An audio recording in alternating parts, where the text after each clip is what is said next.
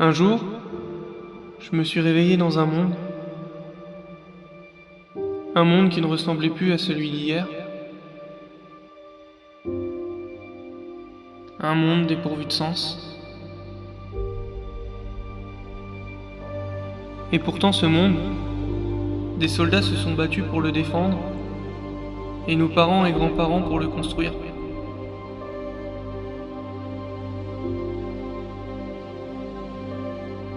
Alors qu'aujourd'hui, conditionnés à un régime sanitaire pour des raisons qui restent encore douteuses, nous marchons chaque jour masqués dans un brouillard pandémique. Un brouillard sanitaire tout aussi médiatique que politique. Il est vrai que chaque guerre a son ennemi, mais en définitive sa raison d'être est rarement clairement mise en évidence. À qui profite donc le crime, au final? Est-ce le problème, le réel problème? Ou plutôt ceux qui créent le problème?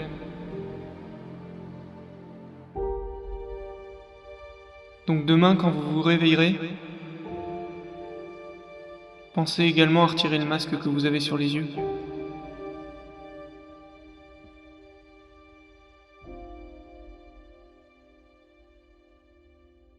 Bonsoir Philippe, donc tu es un ancien chauffeur de bus touristique donc en Normandie et tu as notamment donc fait visiter les plages de débarquement donc à ces touristes. Ouais.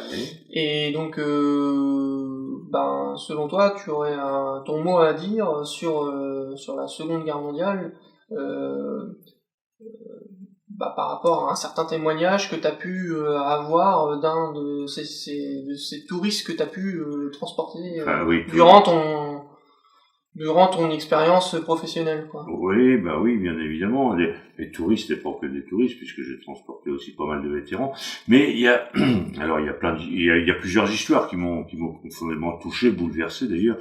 Mais une tout particulièrement, une histoire qui se relie d'ailleurs à l'histoire familiale, puisque ma mère qui est née à Aulnay-sur-Odon, une ville martyre qui a été complètement rasée, me racontait que petite fille qu'elle était, elle avait 8 ans lors du débarquement, lors de la bataille de Normandie, elle avait 8 ans, elle s'était retrouvée avec ses petits copains, ses petites copines, enfin c'est-à-dire non, avec la population qui partait se réfugier parce qu'ils étaient dans les tranchées, à sortir les mouchoirs des poches pour se signaler aux avions. Les avions, c'était des avions alliés qui ont bombardé Aulnay, c'était pas l'ennemi allemand, l'armée allemande, non, c'était l'aviation anglo-américaine qui a bombardé, qui a rasé la ville.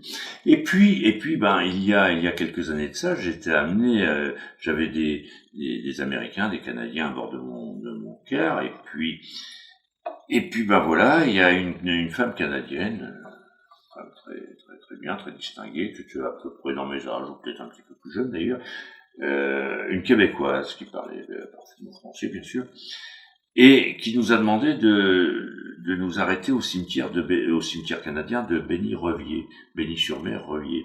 Donc c'est sur le secteur canadien de Juno Beach, et elle voulait là, dans ce cimetière, retrouver la tombe d'un copain de son père. Son père a perdu un de ses copains dans cette bataille de Normandie. Mmh. Et alors, elle était très triste parce que elle me racontait qu'à plusieurs reprises, depuis longtemps, elle voulait ramener son père en pèlerinage en France, en Normandie notamment, parce que son père, il était artilleur sur un bombardier Halifax. Alors Halifax, c'était un avion bombardier des Alliés, et son père, il avait honte de ce qu'il avait fait parfois, et il avait peur de se faire lyncher en revenant en France. Et pour quelle raison? Eh bien, tout simplement parce que il savait qu'il bombardait des civils. Alors, bien sûr, on connaît l'histoire officielle. On dit toujours, ce sont les vainqueurs qui écrivent l'histoire, qui écrivent des livres d'histoire. Mais là, d'entendre ce témoignage, moi, ça m'a profondément bouleversé, parce que, et puis, cette détresse se lisait sur le visage, dans l'expression de cette femme qui aurait aimé ramener son vieux père en pèlerinage, là, ici en Normandie, notamment, enfin, en France d'une manière générale. et son vieux père qui avait peur de se faire lyncher, qui avait honte de ce qu'il avait fait d'avoir bombardé des civils. Donc, si je relis les deux histoires, ma mère agitant son petit mouchoir et puis cet aviateur canadien qui avait l'ordre et qui était obligé d'exécuter les ordres, de lâcher ses pruneaux, de lâcher des bombes sur des populations civiles, évidemment, moi ça m'émeut profondément de me dire que cet homme-là qui aujourd'hui, alors il n'est peut-être plus de ce monde, hélas, puisque il y a déjà quelques années, j'ai cette histoire avec cette femme canadienne et sa fille, mais que cet homme a passé sa vie avec ce remords épouvantable d'avoir bombardé des innocents. Là, mais alors pourquoi officiellement, il devait bombarder la ville en fait Ben voilà, non mais là c'est alors l'histoire officielle dit que on a rasé Aulnay-sur-Odon, enfin l'aviation alliée a rasé Aulnay-sur-Odon de la carte. C'était pour couper la route aux Allemands, parce que évidemment il y avait des divisions allemandes qui remontaient du sud, comme la tristement célèbre division d'Eisreich qui est remontée et qui a fait un funeste arrêt à Oradour-sur-Glane, entre autres, parce qu'il y a eu d'autres exactions commises par ailleurs aussi. Mais donc pour couper la route, les renforts allemands les troupes allemandes qui venaient en renfort pour contrer le débarquement, soi-disant ils ont rayé Aulnay-sur-Odon de la carte juste pour couper la route à d'éventuels renforts. Alors moi je vois pas en quoi un tas de ruines, un tas de cailloux, une ville transformée en un tas de pierres peut couper la route à une armée avec des chars d'assaut, etc. Elle contourne le tas de pierres et puis elle poursuit sa route. Je vois pas bien, c'est pour un trou de bombe. Bon, on coupe un pont sur un fleuve, d'accord, mais il y a pas de fleuve à Aulnay-sur-Odon. Donc je vois pas bien comment le fait de rayer la ville de la carte, c'est terrible quand je pense à cet homme-là qui a vécu sa vie durant avec ça sur la conscience, avec ce remords. C'est apocalyptique. Il y a des histoires personnelles. Il y a un habitant d'Aulnay, par exemple, qui a enterré 2 fois son père. Son père a été tué lors d'une première vague de bombardement. Ils l'ont enterré aussitôt le lendemain, et puis le surlendemain, une deuxième vague de bombardement est venue éventrer le cimetière. Il a été obligé de réenterrer son père dans un chaos indescriptible. Et tout ça pour des explications qui sont pas du tout crédibles, quoi, qui sont pas logiques, un bombardement qui n'est pas... Non, parce qu'en plus, on sait que les Alliés avaient des renseignements, la résistance fournissait des renseignements, donc Aulnay c'était une ville dans les terres, donc contrairement au littoral, le littoral, effectivement, les Alliés sont débarqués, là ça a castagné dur. Bon, Caen a été énormément détruit aussi, des villes comme Caen, mais là on s'y est battu. Caen a été libéré le 19 juillet, donc le débarquement c'était le 6 juin, donc ça veut dire que pendant un mois et demi, ils se sont battus comme des chiens pour prendre Caen. Donc là, on ne fait pas d'omelette sans casser deux, la guerre c'est la guerre, Caen a été détruite, mais il y a eu des combats. Tandis qu'Aulnay-sur-Odon, non. Et est-ce qu'il y a eu que des villes, est-ce qu'il y a eu que Aulnay-sur-Odon, ou est-ce qu'il y aurait eu d'autres villes aussi, dans le même cas, qui auraient été bombardées, disons, de manière pas vraiment crédible? Oui, il y a plusieurs litiges dans ce sens-là. Il y a la ville de Vire, Fougères, et puis alors Le Havre. Alors bon, Le Havre c'est un port stratégique, donc que les Alliés bombardent le dépôt pétrolier pour le dépôt de carburant pour couper la retraite des Allemands, leur couper les approvisionnements en carburant, donc ils bombardent le dépôt de carburant, oui, mais bon, la ville du Havre a été rasée tout pareil, et c'est pareil, il y a beaucoup de vieux, beaucoup d'anciens qui ne comprennent pas qu'on ait rayé le Havre de la carte. Bon, le Havre, le Havre encore, c'était stratégique, c'est un gros port, admettons. Mais Aulnay-sur-Odon, là-bas dans le fond de la Pampa, il y avait les renseignements de la résistance disait où se trouvaient les troupes allemandes. Et puis, alors, donc, les Alliés, parce qu'il y a eu un débat, et voire même un début de procès, je crois, enfin, un débat virulent, et les anciens de Honnay portent pour les Alliés dans leur cœur.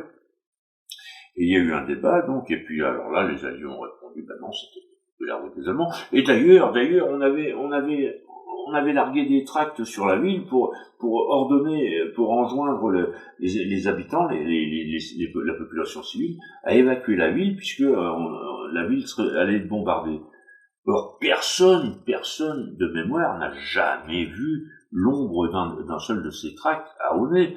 Alors, ce à quoi les Alliés, le commandement anglo-américain a répondu, bah non, bah c'est parce que les tracts, il y avait le vent a emporté les tracts au diable Vauvert. Voilà comment ils se sont débarrassés de la question. Et puis bah, que la fête continue. Donc oui, là on peut effectivement se poser des questions sur le pourquoi, sur le pourquoi d'une guerre, oui. Alors, et puis, ben, bien sûr, il y a plein d'autres éléments qui viennent nuancer l'histoire officielle, enfin le discours que l'histoire officielle a retenu. Et voilà, on dit toujours, ce sont les vainqueurs qui écrivent l'histoire. C'est lourd à porter. Donc des bombardements non justifiés, une stratégie alliée qui n'est pas crédible, puis des explications par la suite qui sont dissuasives, mais au final, à qui profite réellement l'intérêt, ne serait-ce que de faire des morts civiles? Oh, des questions, il y en a, et puis des sérieuses. Il y a un livre, j'ai dû le prêter, Trading with the Enemy. Alors il est en anglais, ce livre de Charles Haigem, qui était un journaliste, et qui explique comment les businessmen new-yorkais, enfin les grands boutiquiers américains faisaient commerce joyeusement avec Hitler, enfin avec le Troisième Reich. Hitler qui payait en bon gros lingots d'or, donc, et puis c'était des Américains. Voilà, et de toute façon Hitler, il était équipé, son matériel était équipé de moteurs General Motors, Opel, enfin de Ford, etc. Et puis le carburant, et donc Hitler payait en bon gros lingots d'or, les lingots qui provenaient des banques qu'il avait pillées au travers des pays, mais qui provenaient aussi des fours crémateurs, puisqu'ils arrachaient les dents en or, les bijoux, etc. Et donc Hitler payait avec ça des businessmen américains. Oui, donc ça c'est parfaitement décrit dans le livre de Charles Haigem, par exemple, Trading with the Enemy, excellent. Il y a aussi Hannah Arendt, qui elle, une philosophe allemande, juive allemande, qui a fui les pogroms en 1941, qui a fui aux États-Unis. En arrivant aux États-Unis, elle a dénoncé ce qui se passait, et elle en témoigne dans son livre Eichmann à Jérusalem. Elle témoigne elle aussi comment une certaine intelligentsia new-yorkaise faisait du business avec le Troisième Reich, bien sûr. Oui. Mais ça bien évidemment, l'histoire n'en parle pas. Alors de fait, oui, il y a plein de questions comme ça qui restent, questions sérieuses qui méritent d'être posées, oui. C'est un peu le problème qu'on a aujourd'hui avec quelque part la crise sanitaire, où il y a beaucoup de zones d'ombre, disons, et c'est vrai qu'on pourrait se demander... Là, tu veux me faire mettre ma casquette de complotiste. Quand on a Macron qui, il y a un an, nous déclarait la guerre, nous sommes en guerre. Voilà, finalement, on se demande une guerre pour servir qui, réellement, au final, quoi. C'est la question qu'on pourrait se poser par rapport à ce genre de témoignages. On peut se la poser. De la Seconde Guerre mondiale, à Honnay-sur-Odon, des bombardements, par exemple, qui sont pas justifiés, et qui doit être un exemple parmi tant d'autres. C'est une grande question, ça. Oui, qui sert la guerre? Oui, c'est bien grande question. Et effectivement, tiens, voilà, j'étais en train de te parler de Macron qui, il y a un an, nous déclarait la guerre. Nous sommes en guerre, nous disait-il, et à 6 reprises, il prononçait. Alors, faut bien le retenir, ça. Alors bon, je ne suis pas spécialement un marabout ni un adepte de la numérologie ni quoi, moi. Mais à 6 reprises, Macron nous dit nous sommes en guerre, 6 reprises. Le débarquement, il a eu lieu le 6 juin, donc le 6 du 6e mois, à 6 heures du matin. D'accord ? Okay. Et puis, il n'y a pas très longtemps, j'ai découvert sur le net, incidemment, que un cimetière américain, alors un cimetière américain, c'est quand même cimetière américain d'Omaha Beach, c'est quand même 9387 soldats, alors des gamins, pour la plupart des gamins de 18-20 ans, qui sont alignés là dans ce cimetière. Et alors bon, j'ai parcouru maintes et maintes fois ce cimetière à l'occasion de maintes et maintes visites de plages de débarquement que j'ai pu faire avec mon bus. Et c'est sur le net, il n'y a pas longtemps, que j'ai découvert que sur le monument mémorial qui domine le cimetière, un truc vraiment très martial, un monument énorme, eh bien, sur le côté un petit peu à l'abri du regard, donc le côté obscur, voilà, la face obscure du monument, eh bien, on trouve tout simplement le triple 6 qui est gravé là, par 2 fois, le 6, donc sur l'arrière de l'aile sud du monument, et puis sur l'arrière, sur le revers de l'aile nord, donc côté mer de ce monument, eh bien là c'est tout simplement la pyramide avec l'œil d'Horus. Donc voilà le symbole kabbalistique par excellence. Alors là, c'est vrai que quand on voit les choses comme ça, on se dit là, il y a quand même bientôt 10 000 gamins qui sont installés là, et les autres ils viennent coller leur estampille, exactement comme le maçon qui appose son panneau publicitaire sur son chantier. Alors oui, effectivement, on peut se poser la question, enfin moi je me la pose, à qui profite le crime ? Ça veut dire que finalement, oui, là aujourd'hui sur la situation, il y a des soldats qui se sont battus pour nos libertés, et aujourd'hui on se retrouve à porter un masque pour en quelque sorte une même sorte de guerre floue et pas vraiment pas vraiment claire, quoi. Pour ne pas être clair, la situation n'est pas claire du tout, non. Effectivement. Oui, parce que oui, l'histoire officielle nous dit que tous ces jeunes garçons, ils sont venus tomber pour notre liberté, pour défendre notre liberté. Ah oui, la liberté aujourd'hui, la liberté d'être muselé, la liberté d'être bouclé au placard, confiné ou couvre-feu à 18h, c'est cette liberté-là qu'ils sont venus défendre, c'est-à-dire en quelque sorte, pour le dire plus prosaïquement, la liberté du renard en le poulailler. Donc oui, on peut poser des questions comme ça, tout à fait certainement. Et pour ma part, moi je la trouve pertinente, oui. Nous sommes en guerre. La France entend poursuivre avec tous les hommes de bonne volonté le combat pour construire le nouvel ordre mondial du XXIe siècle.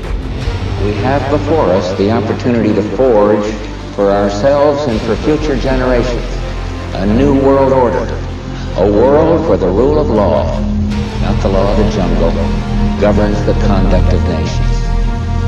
When we are successful, and we will be, we have a real chance at this new world order, an order in which a credible United Nations can use its peacekeeping role to fulfill the promise and vision of the UN's founders. Les dieux, vous, qui maîtrisez, contrôlez, managerez les technologies LBIC, les technologies transhumanistes, et les inutiles, les gens moins favorisés, qui auront du mal dans le monde compliqué dans lequel nous rentrons, et les gilets jaunes.